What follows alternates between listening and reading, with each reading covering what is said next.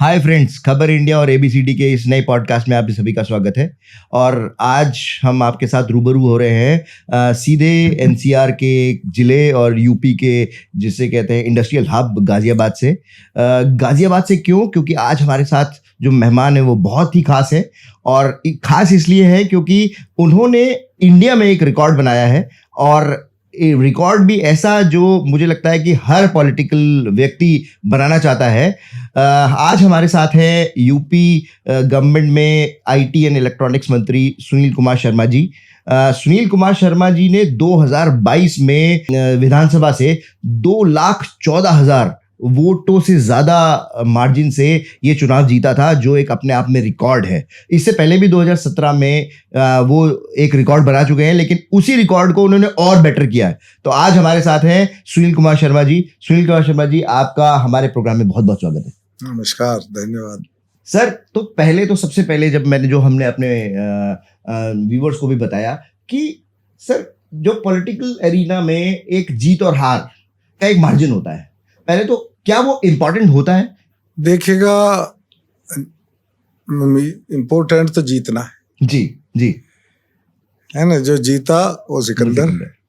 लेकिन ये अपने उसमें एक ये भी चर्चा में, मीडिया की उसमें डिस्कशंस में, जब आप रिकॉर्ड बनाते हैं, स्कोर तैयार करते हैं, तो मीडिया कहता है भाई सबसे ज्यादा वोटों से कौन जीता है, नंबर 2 कौन रहा है। कभी टॉप 10 की सूची आप जारी करते हैं, तो ये आप लोगों का है। हाँ, लेकिन सर 2017 में भी ऐसा ही हुआ था, जो 1.5 लाख से ज्यादा आपको मतों से जब आप जीते थे। उसके बाद शायद वो रिकॉर्ड अजीत पवार जी ने तोड़ा था। जी जी, है ना। उसके बाद कभी आपने सोचा था कि ये मतलब अगर रिकॉर्ड टूट गया है तो क्या कभी ये मन में आता है कि ये चुनाव लड़ रहा हूं तो ये फिर से रिकॉर्ड बनाना है? जब मैं 2022 का इलेक्शन लड़ रहा था तो कई बार लगता है कि यार हम 5 साल रहे हैं, कुछ हो सकता है 2 लोगों में 2-4, स्वाभाविक सा है जी। तो हमको ये चिंता तो थी कि भाई हम कम ना हो जाएं। अच्छा, बढ़ जाए तो मतलब अच्छा, 1.5 लाख से कम हो जाए, 1.5 लाख से नीचे ना जाए, लेकिन बढ़ जाए तो अच्छा रहेगा। तो लेकिन कार्यकर्ता ये कहते थे कि अब की बार हम 2 लाख से ज्यादा जीतेंगे। मुझको ये भरोसा नहीं होता था यार, 2 लाख से कैसे जीत सकते। लेकिन कार्यकर्ता चूंकि जमीन पर काम करता है, वो देखता है दिन भर पोलिंग को और पोलिंग के रुझान को, इसलिए उसका अनुभव ज्यादा होता है। तो कार्यकर्ताओं का स्पष्ट मत था कि हम 2 लाख से ऊपर से जीतेंगे।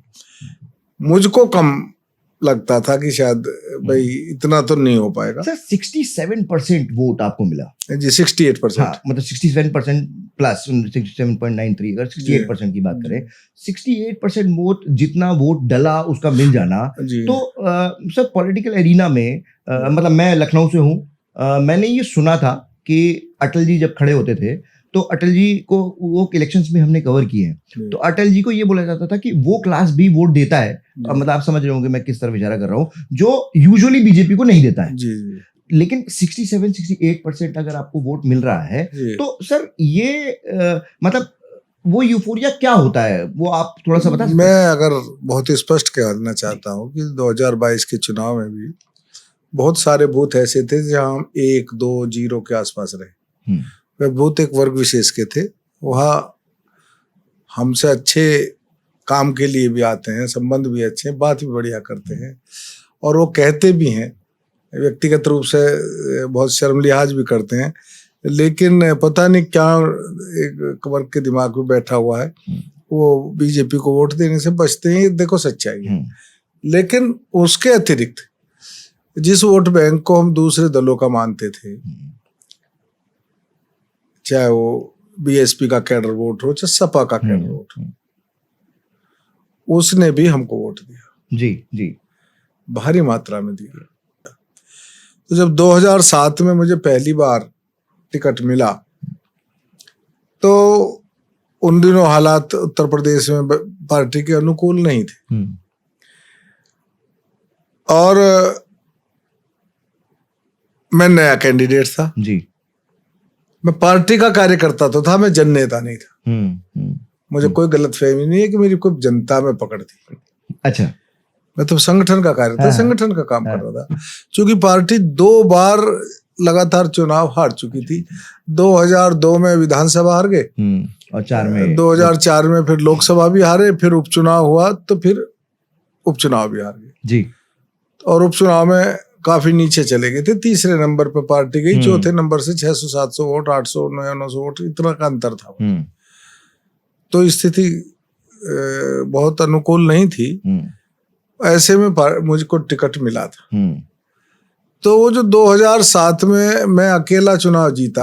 हाँ, गाजियाबाद जिले में कोई नहीं जीता, गौतम बुद्ध नगर में कोई नहीं जीता, बागपत में कोई नहीं जीता, यहाँ जो आज का 3-4 जिले इनमें कोई नहीं जीत पाया था, मैं ही जीता था। और मैं भी जब इलेक्शन लड़ रहा था तो मुझको भी भरोसा ये था, पता नहीं क्या होगा, पहला चुनाव था। चुनाव में काम बहुत किया था, खुद लड़ने का पहला अवसर था।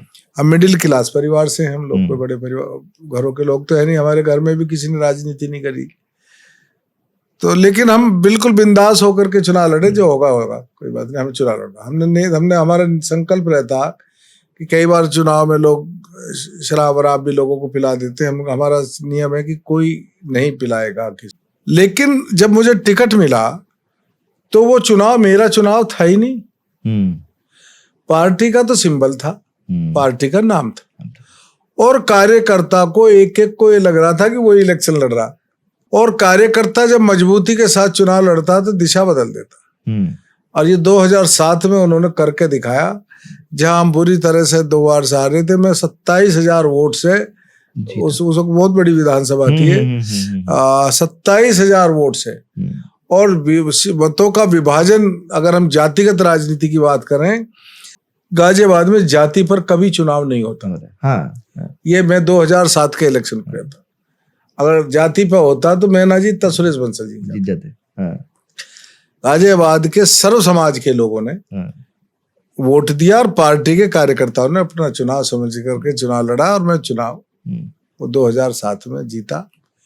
सर, इसमें एक चीज है, जो गाजियाबाद की आपने बात की, ये जब हम लखनऊ में बैठ के सोचते हैं, दिल्ली में बैठ के सोचते हैं, तो इस सीट को बहुत सेफ सीट माना जाता है ये। लेकिन अब आप जो बता रहे हैं, ये कभी सेफ नहीं थी, ये हमेशा एक बहुत चैलेंजिंग सीट थी, और इसको बनाया गया। अब तो जब से मोदी जी आए हैं जी, तब से पूरा देश सेफ है और पूरा प्रदेश सेफ है। बहुत बढ़िया। समझिए, हर सीट हमारे लिए सेफ है। मोदी जी के नेतृत्व में 2017 का चुनाव लड़ा, और अब तो योगी जी डबल इंजन होगा, ठीक है ना, दो जब, तो अब तो हर सीट सेफ है। विपक्ष सपने देखने छोड़ दे, जिसे विपक्ष अपनी सेफ मान रहा हो ना, वो उसके लिए सेफ नहीं है। सर, जब ये बात होती है तो 2024 का भी एक जिक्र आता है, और 2024 में उत्तर प्रदेश में खास करके पार्टी को एक झटका लगा। तो पहले तो क्या आप मानते हैं कि वो एक झटका था? देखो, राम रावण युद्ध में लक्ष्मण को भी एक रात को मूर्छा आ गई थी। जी। लेकिन अगले दिन जब उठे थे तो सबका श्रृंगार किया था। जी। तो इसे भी आप ऐसी मानिए, काठ की आंडी बार बार नहीं चढ़ती। एक धोखा, एक भ्रम फैलाया गया, और बाकायदा एक षड्यंत्र हुआ। और उस चुनाव में वो कौन है, जॉर्ज सोरोस जी, उसने भी, कहते हैं कि कांग्रेस को, उनके सहयोगी दलों को खूब अच्छी बड़ा फंडिंग किया। उसने डिक्लेयर किया था, ऐसा उसने घोषित किया जी, कि मैं चुनाव को मैं दूंगा। किस प्रकार कराया, अब ये लोग लंबे समय राज करे हैं, तो इनके विदेशों में इनके चैनल्स भी हैं, तंत्र भी है। जो भी हुआ होगा, हमें तो उसके बारे में हम कोई ऑथेंटिक अधिकृत बयान नहीं दे सकते, लेकिन ये कहा गया, अखबारों में ऐसा छपा भी था। तो उसके माध्यम से एक भ्रम फैलाया गया कि भारतीय जनता पार्टी आएगी तो आरक्षण खत्म कर देगी। 400, अब की बार 400 पार जो चला, हाँ, आरक्षण खत्म कर देगी, और भारतीय जनता पार्टी आएगी तो संविधान खतरे में पड़ जाएगा जी। और वो इतनी तेजी से षड्यंत्र फैलाया गया कि जब तक लोग संभलते तब तक नुकसान हो चुका था।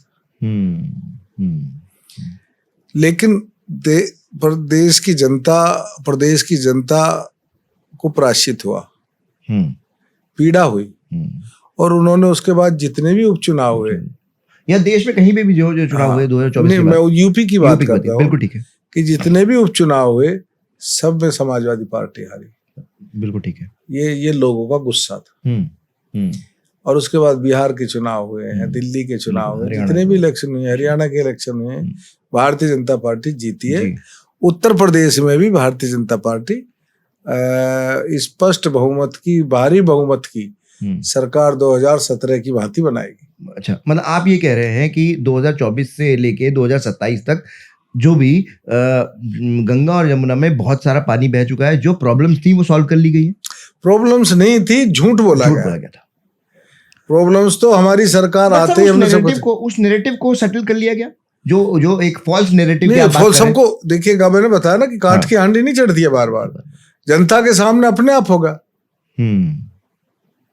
पब्लिक ने देख लिया, अरे भाई हमें जब हमारी बम्पर मेजोरिटी की सरकार थी तो क्या संविधान को छेड़ा आपने? उतना ही छेड़ा कि 370 हटानी थी, हमने हटाई। लेकिन रिजर्वेशन तो कश्मीर में लोगों को मिलता नहीं था, हमारी सरकार के कारण कश्मीर में मिलना शुरू हुआ। तो ये अब की बार आने दो। अच्छा, आपका बता देंगे। मतलब आप अगर हम ट्रैक रिकॉर्ड देखें सिर्फ विधानसभा में, तो पहले 300 से ज्यादा सीटें थी, फिर थोड़ा सा कम हुई, 255 के आसपास हो गई। आपका 300 से पार जाएंगी। अच्छा, तो क्या फिर से ऐसा कुछ दिया जाएगा सर कि अब हमारा काम है? आप देखिएगा ना कि अखिलेश जी का बजट जी 3,36,000 करोड़ था लास्ट बजट। हमने 9 साल में योगी जी ने एक सिंगल पाई नया टैक्स नहीं लगाया, और जो टैक्स लगे हुए थे उसमें कोई वृद्धि नहीं की। छूट कितनी दी? 86 लाख किसानों का 36,000 करोड़ कर्जा माफ किया। शिक्षकों को कैशलेस इंश्योरेंस दे दिया। शिक्षा मित्रों की तनख्वाह 3,000 से 20,000 पे ले आए। स्टाम्प ड्यूटी में हमने भारी छूट दी है। पारिवारिक बंटवारा हो 500-700 रुपए का कितना स्टाम्प है, उस पर रजिस्ट्रेशन हो जाएगा। पहले कोर्ट में लाखों रुपए लगते थे। परिवार में रजिस्ट्री करनी हो तो आप 5,000 के स्टाम्प पे कर लो। मतलब हमने छूट भी दी है, हमने लोगों की वेतन भी बढ़ाए हैं और टैक्स नहीं बढ़ाया। एक पैसा हमारी सरकार ने, योगी जी की सरकार ने कोई टैक्स नहीं बढ़ाया, एक पैसा नया टैक्स नहीं लगा। और हम बजट कहाँ ले गए? 9,12,000 करोड़, लगभग 3 गुना। ये कितनी बड़ी उपलब्धि है जी। ये इसलिए हुआ कि बदमाश, अपराधी, गुंडे का इलाज किया गया। इन्वेस्टर आ रहा, दौड़ दौड़ का आ रहा। आज इन्वेस्टर कहता मैं तो यूपी में ही आऊंगा। सर, लॉ एंड ऑर्डर, क्योंकि आपने वो इस तरफ इंडिकेट भी किया, लॉ एंड ऑर्डर कितना बड़ा मुद्दा है? आप ग्राउंड पे क्या देखते हैं? और क्या यही कारण है कि योगी जी को 2 बार, अब तीसरी बार पब्लिक चुनेगी? देखिएगा, लॉ एंड ऑर्डर सबसे बड़ा मुद्दा है। अच्छा, बाकी मुद्दे इसके बाद शुरू होते हैं। अगर जीवन सुरक्षित नहीं होगा तो बाकी मुद्दे क्या करेंगे? यहाँ 1 डिस्ट्रिक्ट 1 माफिया था उत्तर प्रदेश में, जो ODOP बनाया गया। हाँ, हम 1 डिस्ट्रिक्ट 1 प्रोडक्ट लेकर आए हैं Yogi ji. Yogi ji 1 district 1 medical college ला रहे हैं। योगी जी 1 डिस्ट्रिक्ट 1 यूनिवर्सिटी ला रहे हैं। योगी जी 1 डिस्ट्रिक्ट 1 व्यंजन ला रहे हैं। योगी जी की सरकार, डबल इंजन की सरकार, मोदी जी के नेतृत्व में डेवलपमेंट किया है, प्रदेश की आय बढ़ाई है। आज 55% मोबाइल का मैन्युफैक्चरिंग जो भारत में होता है उसका 55% यूपी में हो रहा है। इलेक्ट्रॉनिक्स कंपोनेंट का लगभग 60% प्रोडक्शन यूपी में हो रहा है। अब हम खरीदते थे, हम दुनिया को बेच रहे हैं। तो ये इन सब से आय बढ़ती है ना जी। हम अब सेमीकंडक्टर की वो ले आए हैं कंपनी, फॉक्सकॉन, विश्व की HCL फॉक्सकॉन विश्व की सबसे अच्छे चिप बनाने वाली कंपनियों में से एक है। तो ये ऐसी थोड़ी आ रही है, इसलिए आ रहे हैं कि सरकार की गुडविल है। अगर यहाँ गुंडे, माफिया, अपराधी, मवाली होंगे तो कोई भी नहीं आएगा। मैं सर इसलिए मैं कहता हूँ कि कानून व्यवस्था सबसे पहला मुद्दा है। कानून व्यवस्था ठीक होगी तो व्यापार भी चलेगा, उद्योग भी चलेगा, रोजगार भी मिलेगा, खुशहाली भी आएगी, जीवन सुरक्षित होगा। जब जीवन ही सुरक्षित ना होगा तो इन सब चीजों का क्या करोगे? सर, जब ग्राउंड में जाते हैं तो आपको लगता है कि ये ही मुद्दा है जो सबसे ज्यादा योगी जी की सरकार का पसंद किया जा रहा है?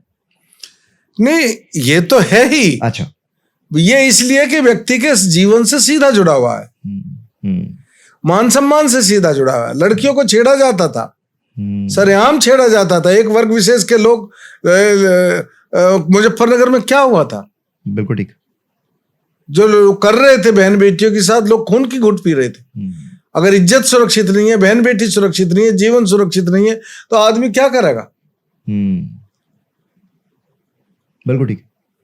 तो मोदी जी ने, योगी जी ने सबको पहले तो जीवन की सुरक्षा दी, फिर विकास दिया। बिजली नहीं आती थी, आज 24 घंटे बिजली आ रही। सड़कें टूटी हुई थी, आज सबसे एक्सप्रेसवे का जाल बिछा हुआ है। मैं भी आपसे थकी हुई ट्रेन चलती थी, अब नमो भारत चल रही है, वंदे भारत चल रही है। देखिएगा, हम कभी कभी विदेशों में देखते थे ऐसी ट्रेन अब हिंदुस्तान में चल रही है। स्टेशन ऐसे बनाए जा रहे हैं कि लगे कि आप न्यूयॉर्क के एयरपोर्ट पर आ गए। बिल्कुल ठीक है। तो जनता देख रही है इस चीज को। अच्छा सर, अभी बहुत जल्दी ही गंगा एक्सप्रेसवे का मेरे को लगता है जब तक हमारा पॉडकास्ट आएगा तब तक उसका उद्घाटन भी हो चुका होगा जी। सर, जब अखिलेश गवर्नमेंट थी 12 से लेके 17 तक, तो एक बहुत बड़ा वो चलाया गया कि काम बोलता है, एक एक्सप्रेसवे बना था। और अब अगर आप उसके बाद से पिछले 9 साल में देखिए तो मुझे लगता है कि 4 से 5 एक्सप्रेसवे बन चुके हैं। 7 एक्सप्रेसवे उत्तर प्रदेश में चालू हो चुके हैं, बाकी लगभग छोटे लिंक वगैरह लगा कर उसके 16 के करीब हो रहे हैं। जी।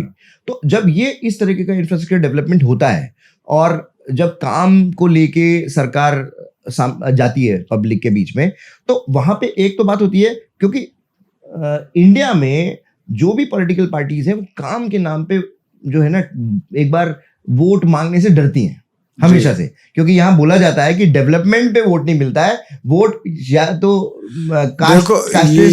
ये सच्चाई थी। लेकिन मोदी जी ने आकर के इस सच्चाई को जो गलत थी उसको शुद्ध किया है। योगी जी ने आकर के शुद्ध किया, सारे मिथक हमने तोड़ दिए। लोग कहते थे कि नोएडा जो आएगा और रिपीट नहीं होगा, तो हमारे पीएम भी और सीएम भी बार बार आ रहे हैं और रिपीट। पीएम तीसरी बार हो गए और सीएम 2 बार हो चुके। तो ये जो मिथक है ये हम तोड़ते हैं। विकास को लोग वोट देते हैं, विकास डेवलपमेंट अगर नहीं होगा तो जनता परेशान होगी। जनता को राहत और सुविधा मिलेंगी तो जनता स्वाभाविक रूप से उसी को तो वोट देगी। तो मतलब डेवलपमेंट के ऊपर वोट मांगा जा सकता है और मिलता भी है। हम अपने काम के दम पे वोट मांगेंगे। हमने काम किया है। जो इधर उधर की जाति की बात तो वो करते हैं जिन पर कोई दम नहीं होता, जिनके पास कोई मुद्दा नहीं होता, वो जातिवाद की बात करते हैं। हम तो सब जातियों को साथ लेके चलते हैं। मोदी जी ने नारा दिया सबका साथ सबका विकास, तो हम तो सबको साथ लेके चल रहे हैं। अच्छा सर, हम तो उन्हें भी साथ लेके चलना चाहते हैं जो हमें वोट नहीं देते। आओ, तुम भी आओ, देश के विकास में सहयोग करो, प्रदेश के विकास में सहयोग करो। योगी जी ने बहुत स्पष्ट कह रखा सबको, भाई कायदे में रहो, सब कायदे में रहो। और कायदे में रहोगे तो फायदे में रहोगे, और कायदा तोड़ोगे तो फिर पुलिस अपना काम करेगी। सर, अगर मैं मोदी जी के बारे में आपसे अगर 3 सबसे बड़ी जो उनकी स्ट्रेंथ है वो पूछूं तो आप क्या बोलेंगे? उनकी 3 सबसे बड़ी स्ट्रेंथ मोदी जी को मोदी जी बनाता है। देखिएगा, मोदी जी का त्याग, राष्ट्र के प्रति समर्पण और दृढ़ निश्चय। जैसे मोदी जी कहते हैं मैं छोटा नहीं सोच सकता। मैंने कहा ना, त्याग। उन्होंने त्याग किया है, तपस्या, साधना कर रहे हैं और दृढ़ निश्चय है कि जो निश्चय करते हैं उसको करके दिखाते हैं। इसी की वजह से मोदी जी को बाकी नेताओं से ये चीजें अलग करती हैं। अच्छा, वैसे ही अगर मैं पूछूं, क्योंकि अब तो आप योगी जी के साथ भी 2 टर्म 9 साल से हैं, तो योगी जी के 3 सबसे बड़ी स्ट्रेंथ क्या है? देखिएगा, योगी जी संत हैं जी, सन्यासी हैं, एक मठ से के वो भी हैं, और बहुत अच्छे एडमिनिस्ट्रेटर हैं। बहुत अच्छा उन्होंने गुड गवर्नेंस उत्तर प्रदेश में दी है। नियम और कायदे के प्रति जो है वो बिल्कुल, उसमें कोई समझौता नहीं है। तो उनकी जो 0 टॉलरेंस की पॉलिसी है वो सबसे बड़ी ताकत उनकी। सर, आपको लगता था कि यूपी के लिए बहुत जरूरी था इस तरह की पॉलिसी? पूरे देश के लिए जरूरी है। सर, अब यूपी में उसको सख्ती से लागू किया गया। अब आपने ये बात बोल दी, ये क्वेश्चन मैं आपसे पूछना चाह रहा था कि सर, जब मैं लखनऊ जाता हूँ, या लखनऊ में, आज हम गाजियाबाद में हैं, लखनऊ में एक अलग ही रौ बहती है, हम खासकर पत्रकारों के बीच में, कि 2029 के बाद या मान लीजिए 2034 के बाद कौन, और एक सबसे बड़ा नाम उभर के आता है वो है योगी जी का, कि Yogi ji will certainly in coming times, चाहे 5 इयर्स या 10 इयर्स डाउन द लाइन, वो पीएम होंगे इंडिया के। क्या आपको वो ट्रांजिशन दिखाई पड़ता है? देखो, मोदी जी हमारे सर्वमान्य सर्वोच्च नेता जी, और मोदी जी बहुत ही कुशलता के साथ पूरे देश का मार्गदर्शन भी कर रहे हैं, नेतृत्व भी कर रहे हैं। तो मोदी जी के रहते भी इस प्रकार के जो प्रश्न हैं वो उनको मैं औचित्यपूर्ण नहीं मानता। मैं ये कह सकता हूं कि हमारी पार्टी के सभी नेताओं में ये क्षमता है। योगी जी की क्षमता पूरा देश भी देख रहा है, बाकी लोग भी हैं, तो क्षमतावान है। लेकिन अभी ये विषय इसलिए नहीं इस पर चर्चा करनी चाहिए कि मोदी जी अभी 29 में भी चलेंगे, 34 में भी चलेंगे। तो इसकी चर्चा तो आप 39 के आसपास करना इसलिए मैंने 34 बोला सर। हाँ। इसीलिए मैंने 34 बोला सर। मैं भी संघ के वो सिस्टम को समझता हूँ, क्योंकि वो ठीक है, वो आपके लिए भी बहुत डिफिकल्ट है वो कहना। बट आपने कभी मोदी जी को देखा मंच पे बैठे हुए, कोई जम्भाई आ रही हो, कोई थकान महसूस हो रही हो चलते हुए में? सर वो जवान आदमी से ज्यादा चलते। सर वो जिस तरीके से हवाई जहाज में एक सांस में चढ़ जाते हैं, मुझे लगता है कि हम भी अपने फर्स्ट फ्लोर, मैंने बताया ना कि वो जवानों से ज्यादा फिट है। सर मतलब जो भी फ्यूचर डिसाइड होगा वो एक सिस्टम है, ऑटोमेटिकली हो जाएगा। हाँ, वो सब होगा। बहुत बड़ा से भारतीय जनता पार्टी बहुत बड़ा ऑर्गेनाइजेशन है। सर आप संघ में रहे, आपने मंदिर मुद्दे में 1992 में काफी अच्छा पार्टिसिपेशन किया, जेल भी गए। सर उस समय का कुछ आप बताएंगे कि क्या वो माहौल क्या था? 1990 में जब अडवाणी जी ने राम रथ यात्रा की थी जी, तो पूरे देश में आप समझो, उससे पहले भारतीय जनता पार्टी की कुछ सीटें थी मात्र। हाँ। तो अडवाणी जी ने रथ यात्रा की, तो उस वक्त अडवाणी जी देश में हीरो थे। बिल्कुल ठीक है। मोदी जी उस रथ के वाहक थे। रात के 2-2 बजे, 3-3 बजे, 4-4 बजे तक लोग सड़क पर खड़े रहते थे। एक समय था। और आप देख सकते हैं कि जब 30 अक्टूबर 1990, हम तो सहारनपुर जेल में बंद थे, लेकिन जो लोग अयोध्या पहुंचने में सक्सेस हुए थे, 30 अक्टूबर 1990 को लोगों ने, मुलायम सिंह यादव ने कहा था कि कोई परिंदा पर नहीं मार सकता जी, और हजारों की संख्या में लोग जो है उस ढांचे के ऊपर चढ़ गए थे और भगवा ध्वज फहरा दिया। उसकी खिसियाट में अगले 2 नवंबर को सड़क पर कीर्तन करते हुए निहत्थे लोगों पर तत्कालीन मुलायम सिंह की सरकार ने गोली चलाई और अनगिनत लोग हमारे गए थे। बहुत बड़ा आंदोलन था, लोगों का भावनात्मक लगाव था। और उस संघर्ष का नतीजा भी आया। फिर सर 1992 में फिर से वही मूवमेंट था, तब तो शायद आप अयोध्या पहुंचे थे। हाँ, 6 दिसंबर 1992 को जब कार सेवा हुई थी तब हम वहीं थे, अयोध्या में ही थे। मैं 2 दिसंबर की सुबह ही पहुंच गए थे और 8 तारीख को हम वहां से वापस आए थे। सर जेन ज़ी यूजुअली जो है उसको उस मंदिर मूवमेंट का शायद इंटरनेट से पता चला है। हाँ, आप वो शख्स है जिसने उस पूरी एक क्रांति को, नहीं, उस पूरे आंदोलन को हमने श्री राम जानकी रथ यात्रा जो शुरू हुई थी जी, वहां से हम उसमें शामिल रहे हैं। राम जानकी रथ यात्रा हुई, फिर शिला पूजन हुआ, राम शिला पूजन हुआ, गांव को गया, फिर राम ज्योति निकाली गई। तो ये जो स्टेप बाय स्टेप आंदोलन चले, कार्यक्रम चले, तो हर कार्यक्रम में हमारी भागीदारी थी, हम लोग जी शामिल थे। कभी सर ये जिस समय वो आंदोलन चल रहा था, आपको लगा था 6 दिसंबर को इस तरीके से चीजें हो सकती हैं? देखिएगा, वो घटना घटी, हम लोग ये मान के चलते थे जी। कि वहाँ दो तरह की भूमि थी। एक भूमि वो थी जो जिसमें वो ढांचा था जी, विवादास्पद ढांचा, जिस पर मुकदमा लंबे समय से चल रहा था। जी। एक भूमि वो थी जो उत्तर प्रदेश सरकार ने अधिग्रहण करके खाली कराई थी। वो निर्विवाद भूमि थी, लेकिन कोर्ट ने उस पर भी स्टे लगा दिया था। तो हम लोग ये मान के चलते थे कि शायद न्यायालय इस निर्विवाद भूमि पर, जिसके स्वामित्व पर कोई झगड़ा नहीं है, इस पर कार सेवा करने की अनुमति दे देगा। तो हम सांकेतिक रूप से कार सेवा कर लेंगे। लेकिन दुर्भाग्य ये रहा उस वक्त कि वो अनुमति नहीं मिली और न्यायालय ने सारे पर स्टे लगाया, जिससे राम भक्त कार सेवक जो थे उनकी भावनाएं एकदम भड़क गई। संगठन की या नेतृत्व ने ऐसी कोई योजना नहीं थी कि भाई हमको ये करना है, क्योंकि माननीय अडवाणी जी ने सुप्रीम कोर्ट में एफिडेविट दिया था जी।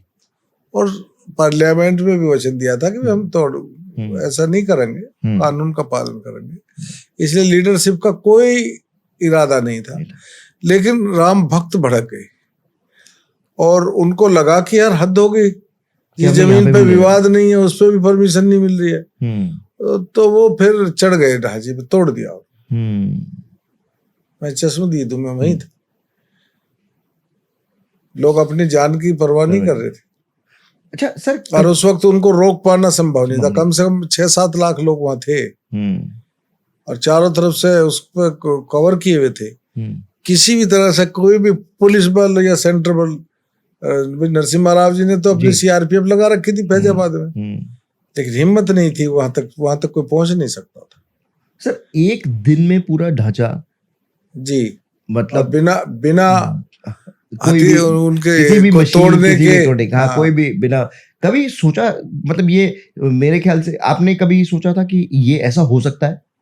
और ढांचा भी बहुत मजबूत था, बहुत मजबूत, बिल्कुल। उसके ऊपर जो उसकी वो थी गुम्बद, उसमें कुछ लोग लोहे की गेंती वेंती सी ले रहे थे, 2-4 वो मारते थे तो टन्ने देसी ऊपर वापस आ जाती थी। वो तो फिर कार सेवकों ने, जो मुलायम सिंह यादव ने बैरिकेटिंग्स लगवाई थी जी, पाइप और एंगल, वो उखाड़ करके और उसकी जो दीवारें थी वो तोड़ दी साइड से। आज जब एक जगह पे 1000-1000 लोग धड़ाधड़ चोट मारेंगे तो कितनी मजबूत कहलाओ। तो लाखों लोग थे, लोगों को कई मर भी गए, कई लोग मरे वहां चोट लग के, लेकिन लोगों को अपने प्राणों की बिल्कुल चिंता नहीं थी।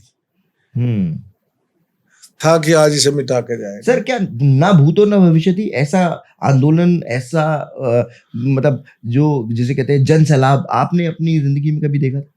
नहीं, मैंने नहीं देखा। मैंने नहीं देखा। राम भक्ति का जन सैलाब था, या तो राम रावण युद्ध के समय रहा होगा, या उस दिन 6 दिसंबर में था। अच्छा। और सर, 6 दिसंबर को तो जो हुआ वो यूफोरिया, आप कह रहे हैं कि नहीं देखा। 7 दिसंबर को जब आप, 7 दिसंबर को कहाँ पे थे? 7 दिसंबर को वहीं थे। 7 दिसंबर को चले वहां से। अच्छा, 7 दिसंबर को जब आप लोग या पूरा आप जितना भी जो आपको ग्रुप हो, जो होश में आया होगा, मतलब आपको समझ में आया होगा कि ये आंदोलन क्या था? समझने का तो समझने की अगर वो रखते तो फिर थोड़ी तो टूटता।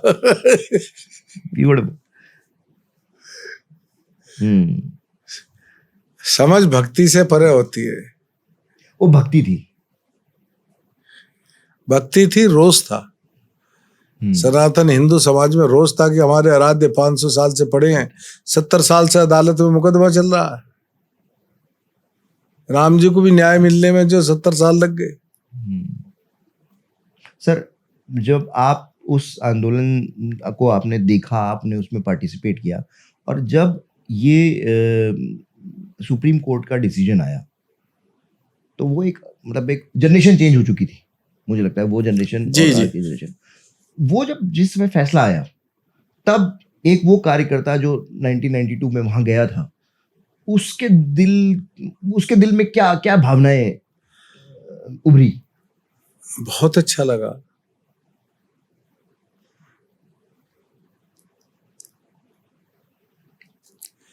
जिस दिन प्राण प्रतिष्ठा हुई, भावुक पल था। आपने कभी सर 92 में सोचा था कि ये पल आएगा और आप उसको देख पाएंगे? 92 में जब 1990 में हम नारा देते थे, सौगंध राम की खाते हैं, मंदिर वहीं बनाएंगे जहां राम का जन्म हुआ था, मंदिर। और विपक्ष बोलता था कि तारीख नहीं बताएंगे। विपक्ष ने तो मजाक उड़ाया, सदैव सनातन का मजाक उड़ाने का काम किया विपक्ष ने। हिंदुओं की भावनाओं पे कुठाराघात करने का काम विपक्ष ने किया, मखौल उड़ाया है हमारे आराध्यों का, हमारे सनातन परंपराओं का। इसके अलावा कुछ नहीं किया। ये इस प्रकार के लोग विदेशी आक्रांताओं से भी ज्यादा घातक इस देश के लिए सिद्ध हुए।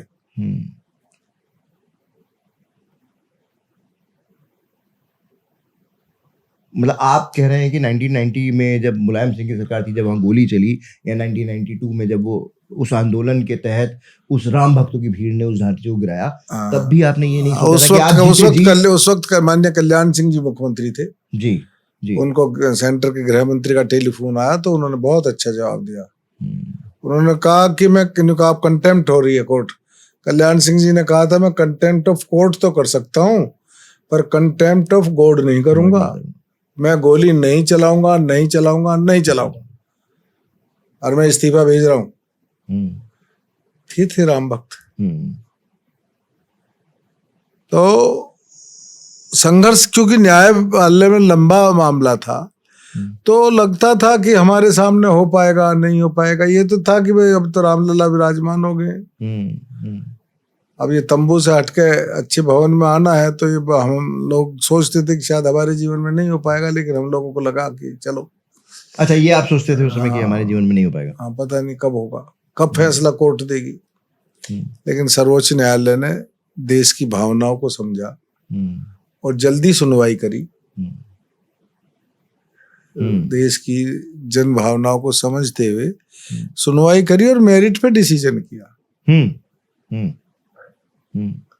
बहुत सारे लोग कई बार कहते हैं, देखिएगा, जो उसका आर्कोलॉजिकल सर्वे हुआ था, उसका हेड तो एक मुसलमान था, जिसने सारी रिपोर्ट दी, जिसने कहा कि यहाँ मंदिर था।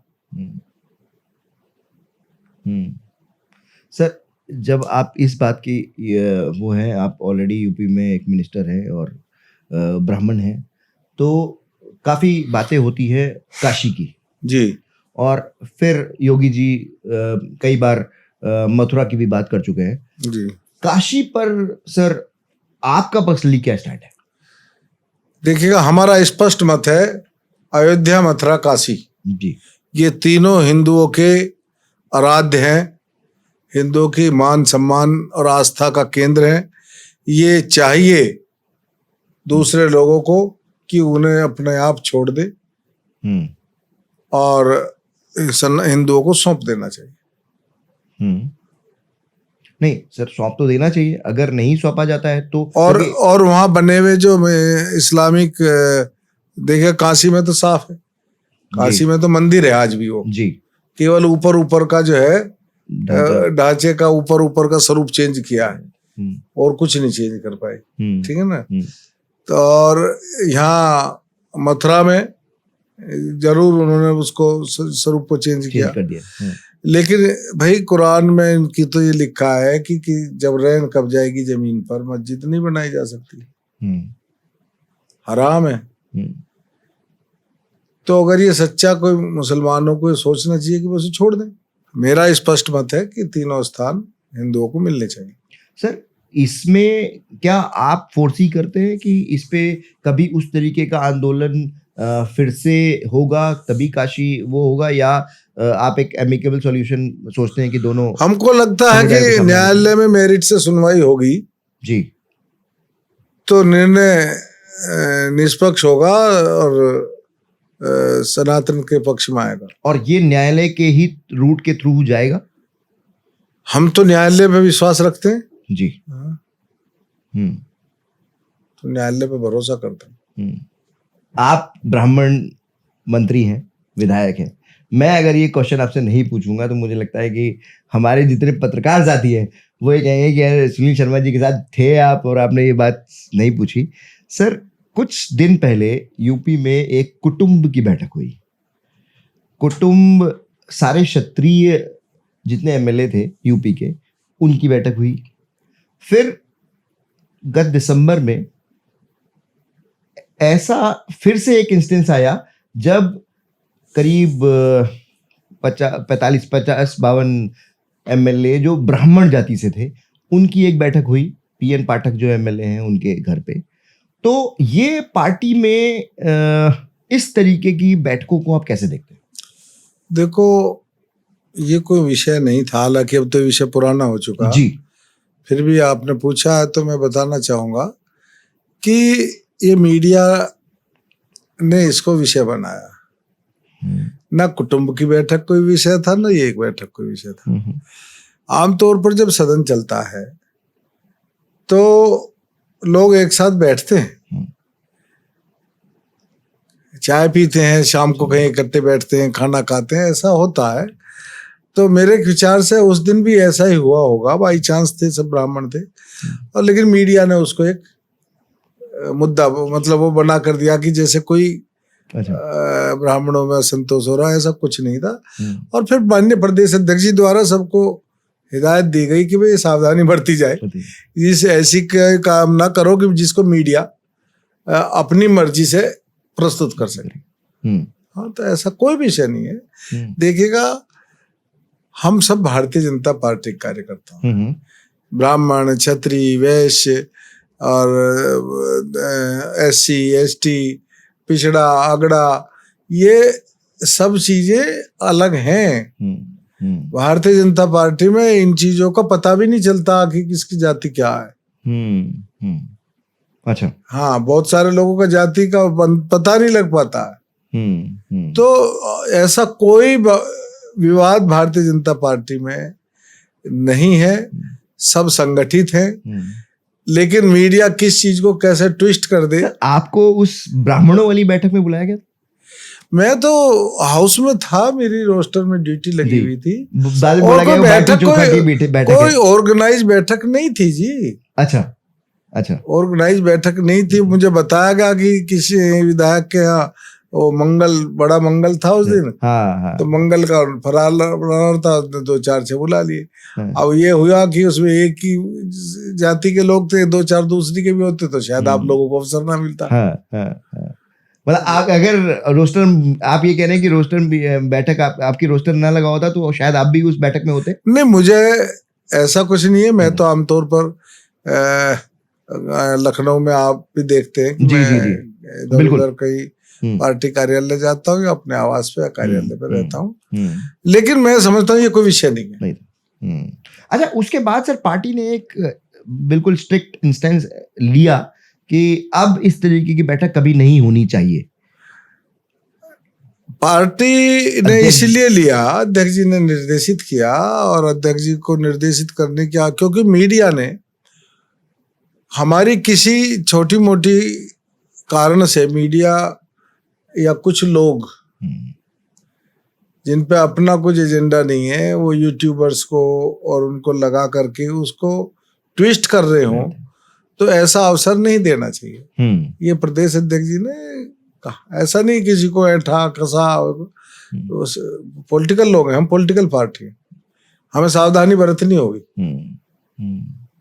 कि हमारी बातचीत को कोई ट्विस्ट तो नहीं कर रहा, और अखिलेश दिशा तो नहीं बदल रहा उसकी। अखिलेश यादव ने भी इससे शायद फायदा उठाना चाहा। शिवपाल यादव जी ने भी एक बयान दिया, ऐसा है ब्राह्मण अगर दुखी है तो वो हमारे पास आ सकते हैं। इससे फर्क पड़ेगा कभी? देखिएगा, अखिलेश जी ये भूल गए हैं कि ब्राह्मण ने गर्दन कटवाई, चोटी नहीं कटवाई, जनेऊ नहीं कटवाया, गर्दन कटवाई। और इस सनातन को जब मुगलों का आतंक था तो कंठ में कंठस्थ करके सनातन को बचा करके रखने का काम। ब्राह्मण देश के लिए, सनातन के लिए जीता है। अखिलेश जी ख्वाब देखने बंद कर दें। ठीक है ना। ब्राह्मण वहां रहेगा जहाँ सनातन सुरक्षित होगा, जहाँ राष्ट्र सुरक्षित होगा, ब्राह्मण वहीं रहेगा, और वो भारतीय जनता पार्टी के अतिरिक्त कहीं है नहीं। मतलब इससे कोई फर्क नहीं पड़ा, आप ये कहना चाहते हैं? मैंने कहा ना, मुंगेरी लाल के हसीन सपने देखने हैं तो देखे वो। हम पर कोई इसका फर्क नहीं।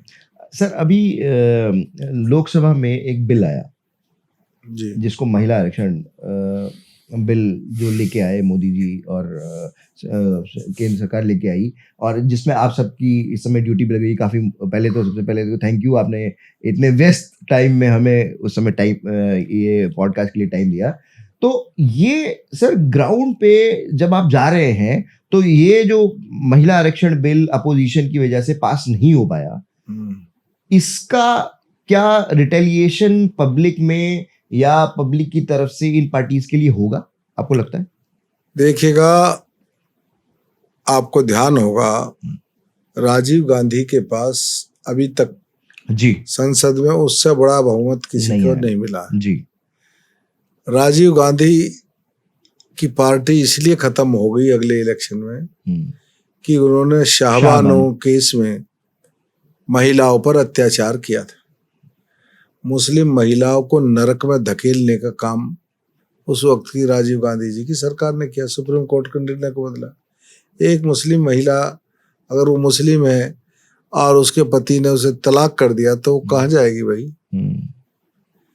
मुस्लिम महिला क्या उसे जीने का अधिकार नहीं है? लेकिन राजीव जी ने उस निर्णय को बदला। महिलाओं का उनको श्राप लग गया, उनकी पार्टी आज तक सत्ता से बाहर है। आप ये कह रहे हैं कि ये जो आरक्षण, जितने लोगों ने महिलाओं का आरक्षण रोकने का काम किया है जी, इन्हें भगवान भी माफ नहीं करेगा। इसमें किसी का कुछ जा नहीं रहा था। हाँ बिल्कुल नहीं जा रहा था, किसी का कोई नुकसान नहीं हो रहा था। केवल देश की 50% आबादी को देश की उस पंचायत में बैठने का अवसर प्रदान किया जा रहा था जहाँ देश के निर्णय होते हैं। उस निर्णय में वो 50% आबादी का भी प्रतिनिधित्व होता तो इसमें किसी का क्या जा रहा था?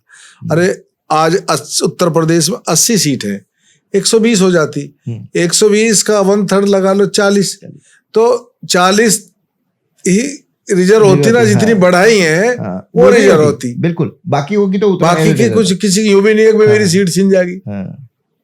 लेकिन उनको देश से, समाज से, राष्ट्र से कुछ लेना नहीं है।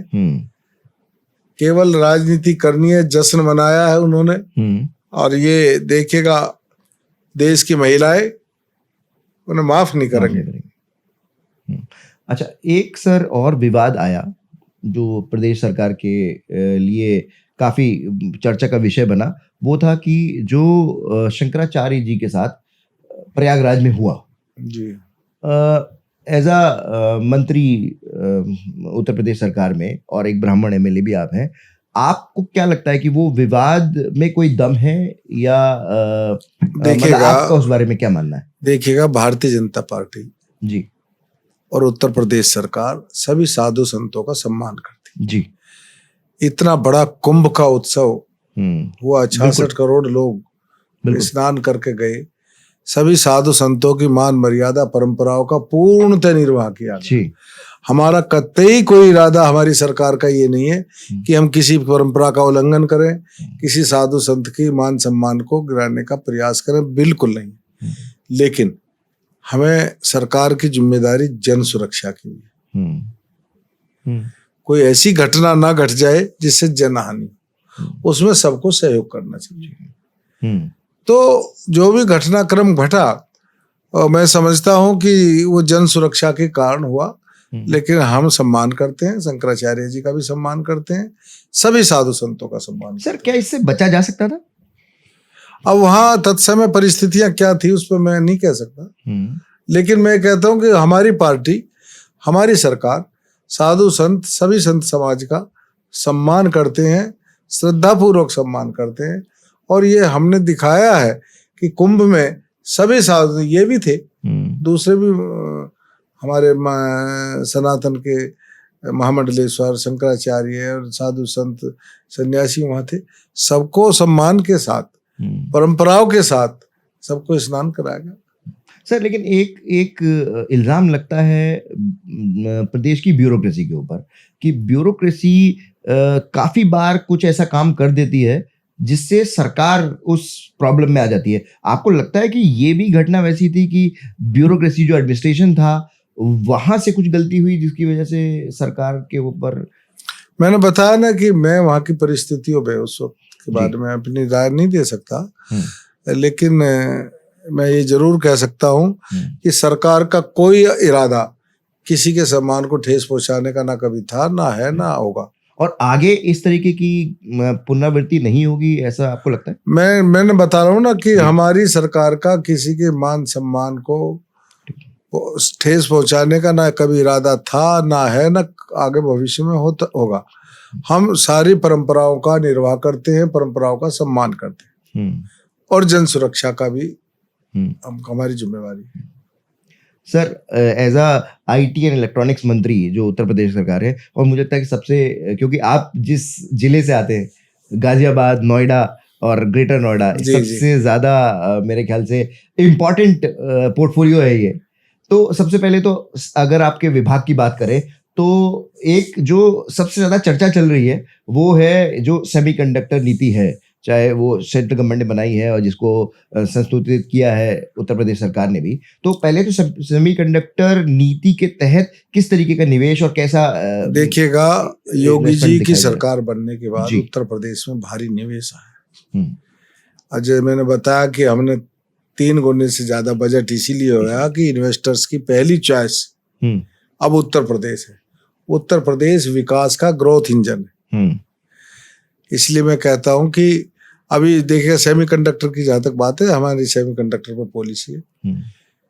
उस पॉलिसी में है कि भारत सरकार जो इंडियन सेमीकंडक्टर मिशन ISM जो है, वहाँ उससे अप्रूवल लेना होता है जी सभी कंपनियों को। हम LOC देते हैं कि अगर वो अप्रूवल दे देंगे तो भारत सरकार की ये है कि जो उनकी कैपिटल मनी होगी उसका 50% इंसेंटिव गवर्नमेंट ऑफ इंडिया देगी कैपिटल मनी का। जी हमने पॉलिसी बनाई है कि जितना भारत सरकार देगी उसका 60% तक हम दे देंगे। अच्छा, तो 80% हो गया। इसके अलावा 75% लैंड फ्री देंगे, स्टाम्प ड्यूटी फ्री करेंगे, GST में की छूट देंगे एक समय अवधि तक, और जो इलेक्ट्रिसिटी शुल्क है वो भी हमने उसमें भी छूट दी है। तो ये सब छूट लगाओ तो काफी अच्छी मिल जाती है। मैं कहते 80-85% तक ही। हाँ 80 तो सीधा होएगा जी। अगर हम लैंड को ना लगाएं तो 80 हो रहा है, कैपिटल भी हो रहा है, लैंड पे 75% दे रहे हैं। तो सर सबसे पहले तो एक HCL फॉक्सकॉन का ऑलरेडी एक उसका माननीय मुख्यमंत्री जी के द्वारा से ये कब तक स्टार्ट हो जाएगी सर ये फैक्ट्री? बस अब उन्होंने शुरू किया है, बड़ा प्रोजेक्ट है जी, तो जल्दी होगा। 3700 करोड़ का इन्वेस्टमेंट है। सर एक और इन्वेस्टमेंट इसी में आ रहा है, वो है टॉर्क का जी। हमने उसको LOS दिया हुआ है जी, लेकिन वो भारत ISM से जब अप्रूवल हो जाएगा तब हम विचार। अच्छा, ISM से अप्रूवल। आपको लगता है कि नियर फ्यूचर में ये कंप्लीट हो जाएगा? नहीं, हमने तो उनको दिया है लेटर ऑफ सपोर्ट कि भाई आप भारत सरकार अगर अप्रूव कर देती है तो हम वो सब सुविधाएं आपको देंगे जो हमारी पॉलिसी में। सर तो आप जब इन्वेस्टर से बात करते हैं तो उनका यूपी में आने के लिए, क्योंकि मैंने कहीं सुना, आप कहीं कहते हुए सुनाई दिए कि हम लोगों ने दिल और खजाना दोनों खोल रखा है। हाँ, दिल और खजाना हमने खोला है जी। तो इन्वेस्टर का क्या देखिएगा, मेरे विभाग में इंसेंटिव की 0 पेंडेंसी है। इन्वेस्टर के पार्ट पे देरी हो सकती है, हमारे यहाँ देरी नहीं है। हम लोगों को जो हमारी पॉलिसी है, जो हमने उनको लेटर ऑफ कंफर्ट जारी किया है, उसके अनुसार जितना इंसेंटिव बनता है उसको तत्काल हम देने का काम कर रहे हैं। मतलब वो किसी भी तरीके का कोई देरी नहीं है? हाँ, नहीं, कोई देरी नहीं। अच्छा सर, एक EMC जो इलेक्ट्रॉनिक मैन्युफैक्चरिंग क्लस्टर है जी, इसके बारे में थोड़ा सा आप बता देखिएगा, EMC 1 जो है वो ग्रेटर नोएडा में है जी। और उसमें जो हमारे हमको काम कराना था 80% से ज्यादा हम काम करा चुके हैं। 2-3 फैक्ट्रियों ने भी वहाँ काम शुरू किया, वो लगाने का शुरू कर रहे हैं, जल्दी वो चालू हो जाएगा। EMC 2 भी हमारा अप्रूव होगा। कुछ गवर्नमेंट कितना बड़ा इन्वेस्टमेंट है सर EMC 1 और EMC 2 में दोनों मिला के? नहीं, हमने जमीन दी है, 100 एकड़ जमीन है वो जी। अब उसमें कितनी कंपनीज आने का है? कई कंपनियां हैं, वो एक ग्रुप है, समूह है, समूह लगा। अच्छा, और उसमें कितना एम्प्लॉयमेंट जनरेट हो सकता है? उसमें लगभग 40,000 का एम्प्लॉयमेंट होगा।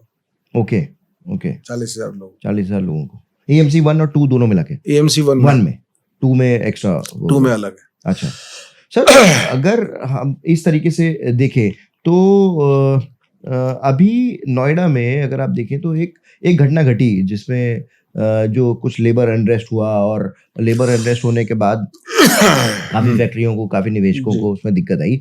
इस तरीके की घटनाएं दोबारा प्रदेश में ना हो, इसके लिए प्रदेश सरकार कोई कदम उठा रही है? देखिएगा, बहुत स्पष्ट है जी।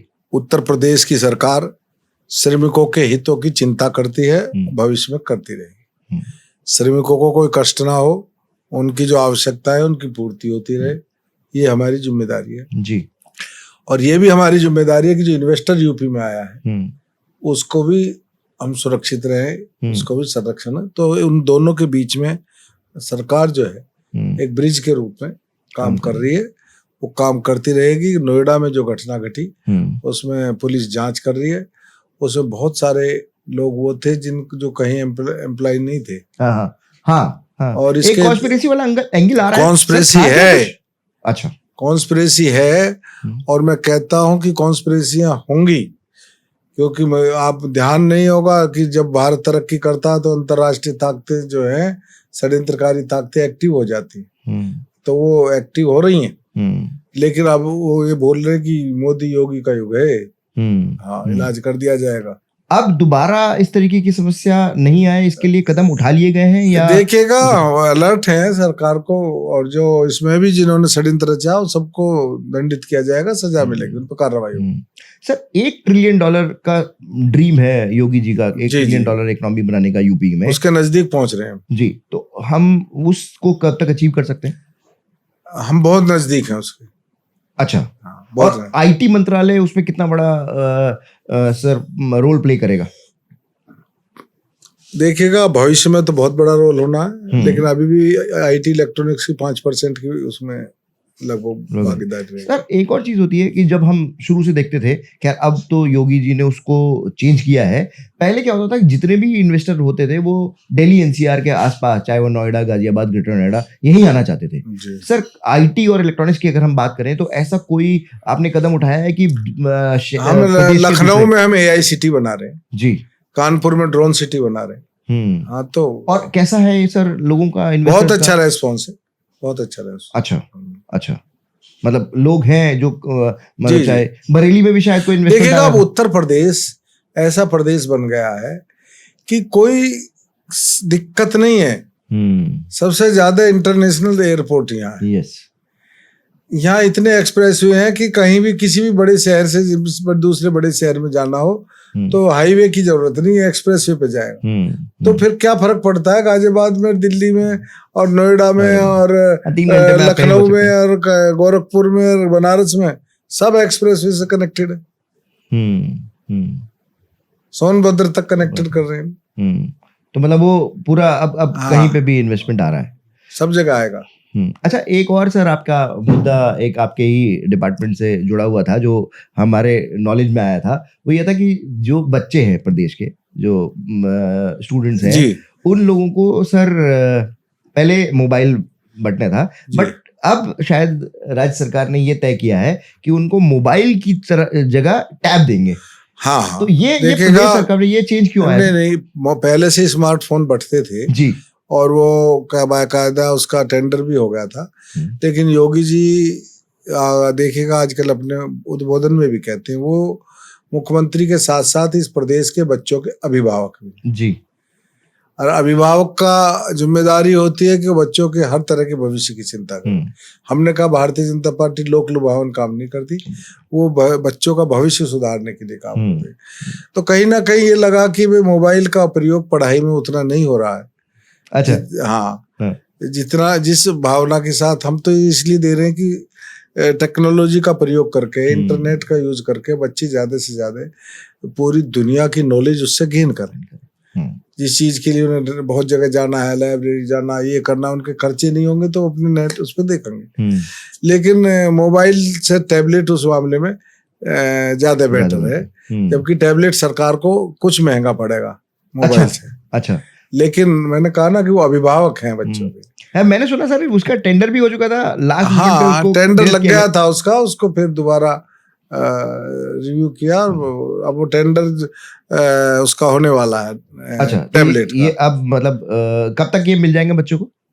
बस जल्दी है, टेंडर हो जाएगा। अच्छा, हाँ, तो उसके बाद मतलब अब बच्चों को टैब मिलेंगे। जी जी, तब बच्चों को तैयार हो जाना चाहिए, वो टैब से पढ़ेंगे। हाँ, और आपके हिसाब से वो ज्यादा अच्छा है? ज्यादा अच्छा वो कर पाएंगे पढ़ने के लिए। टैब ज्यादा अच्छा है, स्क्रीन भी बड़ी है उसकी। हाँ हाँ, है ना, आप उस पर ज्यादा देख सकते हैं, मोबाइल से उससे अच्छा है। अच्छा, तो मतलब वो उस तरीके से रहेगा। तो सर जब आप मंत्रालय, क्योंकि 2024 से आप संभाल रहे हैं, NH24 है जिसको अब शायद NH8 या 9 बोला जाता है। NH8 के राइट हैंड साइड पे नोएडा है जब हम दिल्ली से आते हैं, और नोएडा इतनी बड़ी इलेक्ट्रॉनिक और IT सिटी है, और आपकी कॉन्स्टिट्यूंसी लेफ्ट में पड़ती है। तो आपका कोई विजन है सर कि किसी तरह गाजियाबाद को भी उसी तरह IT हब बनाया जाए? देखिएगा जी, नोएडा गाजियाबाद से ही का हिस्सा है जी, गाजियाबाद से निकल करके अलग हुआ है। तो हम नोएडा को और गाजियाबाद को अलग मानते ही नहीं है। एक एडमिनिस्ट्रेटिवली उसको प्रशासनिक दृष्टिकोण से अलग जिला बनाया गया, अलग जिला बन गया। लेकिन इससे जिला बनने से पहले वो गाजियाबाद का ही हिस्सा था। इसलिए हमें नोएडा की तरक्की से कोई ईर्ष्या नहीं होती। नहीं, वो ठीक है, लेकिन देखिए सर, सारा ह्यूमन रिसोर्स सप्लाई करने वाले गाजियाबाद ही देखिएगा। जमीन की उपलब्धता, ओके, अब जमीन की उपलब्धता नोएडा में भी धीरे धीरे अब ग्रेटर नोएडा में जा रहे हैं। जब ग्रेटर नोएडा भर जाएगा तो फिर यमुना पे जाएंगे, तो आगे बढ़ता है ना। गाजियाबाद का इंडस्ट्रियल एरिया सब सैचुरेटेड है। उनको 100 एकड़ जमीन चाहिए, यहाँ इतनी जमीन की उपलब्धता नहीं है। मतलब गाजियाबाद का भी जो प्रोग्रेस है वो उसी तरीके से हो रहा है आपके? हाँ, गाजियाबाद देखिए, गाजियाबाद एक, जब आप अपनी कॉन्स्टिट्यूंसी की बात करते हैं तो एक टसल होती है जो इंटरनल पार्टी के अंदर है, जो अलग अलग बहुत सारे नेता हैं जो अपनी दावेदारी इस सीट के लिए रखते हैं। वो उसको आप कैसे देखते हैं, उस कंपटीशन को कैसे देखते हैं? नहीं, बहुत अच्छा कंपटीशन होना चाहिए। कंपटीशन नहीं होगा तो इसका मतलब पार्टी में दम नहीं है। अरे हमारी भाजपा में दबियां हैं, जब भी तो एक एक सीट पे लंबी कतार है। ऐसी भी पार्टी है उनके टिकट लेने वाला कोई नहीं है। तो भाजपा में दम है, ये अच्छी बात है। ये तो बहुत बढ़िया, अच्छे लक्षण है, अच्छे सिम्टम्स है। अच्छा, और उस कंपटीशन से कभी ऐसा हुआ कि देखिएगा, टिकट मांगने का सबको अधिकार है, लेकिन भारतीय जनता पार्टी में ही ये अच्छाई है कि जिसे मिल जाता है सब उसको लड़ाते हैं। जिसको टिकट मिल जाएगा सब उसको लड़ाते हैं। ये सर 67-8% अगर आप वोट से जीतते हैं तो एक तो ये तो गर्व का विषय तो है ही कि आप 68% वोट से जीते हैं, बट लोगों की अपेक्षाओं के अनुरूप काम कर पाना, ये कितनी बड़ी जिम्मेदारी होती है? डर लगता है सर कभी? देखिएगा, काम जरूरी नहीं है सब हो जाए, लेकिन काम करने का प्रयास होना चाहिए और ईमानदारी के साथ होना चाहिए। तो मेरा यही नियम है कि मैं ईमानदारी के साथ प्रयास करता हूँ। जो भगवान ने कहा ना, कर्मण्येवाधिकारस्ते मा फलेषु कदाचन, तो कर्म पर हमारा अधिकार है, वो हमें करना चाहिए। जनता बहुत न्यायप्रिय है, वो देखती है। मुझे मालूम है कि कितने आपके दिल के करीब है राम मंदिर वाला जो आंदोलन है वो रहा है। अच्छा, एक चीज आपकी टीम से मुझे पता चला कि कभी आपको एक इनवाइट किया गया और जाना आपको एक एज अ गेस्ट था, और आपको बोल दिया गया कि राम चर्चा आप ही को करनी है। जी जी। तो ये कैसे संभव हो पाया, और क्या थोड़ा सा उसके बारे में बताएं। कभी कभी जी, कभी कभी हो जाता है। हाँ, गाइड फिल्म थी ना। जी जी। तो हुआ क्या कि हमारे यहाँ एक शाम रसोई है जी। गोपाल पंडित जी हैं, वो उसको चलाते हैं। हमने उनको शुरुआत में कोई दिक्कतें थी तो उनका सहयोग किया था। वो 1 रुपये में भरपेट भोजन कराते। 1 रुपया इसलिए कि व्यक्ति को ये ना लगे कि मैं मुफ्त में खा रहा हूँ। अगर किसी के पास 1 रुपया भी नहीं है तो वो उसे भी भोजन वहां मिलता है। उस वर्ष में एक वार्षिक उत्सव मनाते हैं अपनी रसोई का। तो उनका दूसरा वार्षिक उत्सव था। क्योंकि मैं उस रसोई से पहले से ही जुड़ा हूं तो उनके हर कार्यक्रम में हर बार मुझे बुलाते, मैं जाता भी जी। अब उस दिन अचानक मुझको जाना था, तो जिन को वहां आना था विषय पर राम चर्चा में बोलने के लिए, वो किन्हीं कारणवश नहीं पहुंच पाए। और वो शाह गोपाल पंडित जी मुझसे कहने लगे कि भाई देखो हमारे वो नहीं आ पाए और आप। मैंने कहा भी मैं पॉलिटिकल आदमी हूँ और मेरा तो कोई अभ्यास भी नहीं है, अध्ययन भी नहीं है। व्यास गद्दी पे तो वही बैठ सकता है जिसको अभ्यास हो, अध्ययन हो और गुरु की आज्ञा हो। तो ये तीनों ही नहीं। तो कह लगे नहीं सब व्यास गद्दी नहीं है और आप चर्चा है चर्चा। मन का चर्चा में चलो 10-5 मिनट देख लेंगे, डिस्कशन होगा, बातचीत कर रहे हैं हम, आप कर रहे हैं ऐसे, उनका ऐसा होगा। मेरे दिमाग में ये बिल्कुल था भी नहीं। अब जब मैं वहां पहुंचा तो उन्होंने बाकायदा ऐसी सीट वीट सी लगा रखी और उसमें बैठा दिया जी। कह लगे बोलो, आप ही को बोलना है? हाँ। मैंने कहा मुझे भी बोलना है? कह लगे आपको बोलना है। तो हमको लगा भाई बाई चांस है कहो या प्रभु की इच्छा को, चलो जो हमको याद है, जो हमने बड़े लोगों से सुना है, जो अच्छे अच्छे लोगों से प्रसंग सुने, उस पर करते। तो ईश्वर की कुछ ऐसी प्रेरणा हुई कि हमने शुरू किया। हम सोच रहे थे 15-20 मिनट में हम अपना विषय रख के और चलेंगे। लेकिन कुछ ऐसा आनंद आया चर्चा में कि समय का पता ही नहीं चला। बोलते बोलते 3.5 घंटे हो गए। 3.5 घंटे आप रामचंद्र जी के ऊपर रामचरितमानस के किस्से सुनाते रहे। हाँ, वो लोग चलते रहे। हाँ, लोगों को भी आनंद आता रहा। वाह सर। तो ये जबकि हम तो, हमारे पास तो कोई स्वर नहीं है। हाँ। मोटी आवाज है, फरफराती, कोई मतलब नहीं, ऐसा ना अच्छी, उसको तो बड़े स्वर भी अच्छा हो, ज्ञान भी अच्छा हो जी, उद्धरण भी बढ़िया हो, गीत संगीत वाले भी हो, तो थोड़ा उसका एक बनता। अब जैसे आप और हम बात करने ऐसे कोई बोलने लगे तो थोड़ा सा है तो सही, लेकिन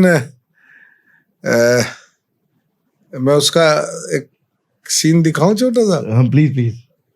छोटा सा इसमें पड़ा है, बच्चों ने उस पर डाल रखा।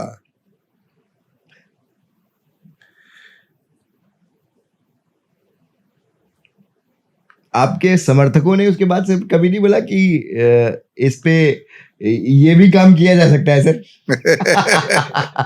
अल्टरनेट प्रोफेशन सर आजकल तो बहुत चल रहा है।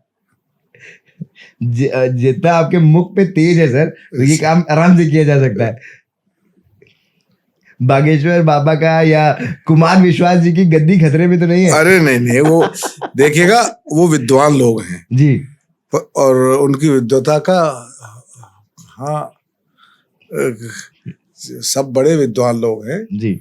और बागेश्वर बाबा तो साधक हैं। हाँ, आशीर्वाद है उन्हें, सिद्धि प्राप्त है। तो कहाँ हम तो यार ऐसे कुमार विश्वास जैसा बोला जाता है कि सर कितने वाह। ए का मतलब, आ का मतलब आकाश, और मैं का मतलब मही, मृत्यु लोक। पाताल लोक, आकाश लोक और मृत्यु लोक, जो तीनों लोकों में रमा है वह राम, रोम रोम में बसने वाले राम, जो तीनों लोकों में व्याप्त है, वो प्रभु श्री राम है। अब उन राम की महिमा कौन कह सकता है? प्रभु श्री राम, उनका बाल्यकाल में नाम राम नहीं था। माता कौशल्या और महाराज दशरथ जी ने राम का नाम राघव रखा था, राघव। राम गुरु वशिष्ठ ने उनका नाम रखा। अब हम किसका नाम रखते हैं? अपने घर में कोई शिशु होता है, बच्चा, जब उसका नामकरण होता है, पंडित जी आते हैं, नामकरण करते हैं, तो किसी श्रेष्ठ अवतार का, किसी श्रेष्ठ इस पुरुष तरीके का भगवान के पूरा नाम डिस्कशन को 3 घंटे पूछते हैं। 3.5 घंटे तक चला। दूसरे तीसरे नाम जी, भी जी। वाह ऐसे रख। सर, मुझे लगता है कि हमने बहुत कॉम्प्रिहेंसिव तरीके से हर चीज कवर की है और आपने इतनी बेबाकी से उन मुद्दों के ऊपर भी जवाब दिया जो यूजुअली भाजपा के नेता जिसे कहते हैं ना क्रिकेट की भाषा में डक कर जाते हैं, आपने उनके ऊपर भी बहुत अच्छी तरह जवाब दिया। सर, आपने हमारे साथ बात की और सारे मुद्दों पे चर्चा की, इसके लिए बहुत बहुत धन्यवाद सर। थैंक यू, और आपका भी धन्यवाद और स्वागत है कि आपने समय दिया सर। महत्वपूर्ण विषय पर चर्चा की। हम फिर से आपसे एक बार बात करेंगे sir. Thank you, thanks a lot. धन्यवाद।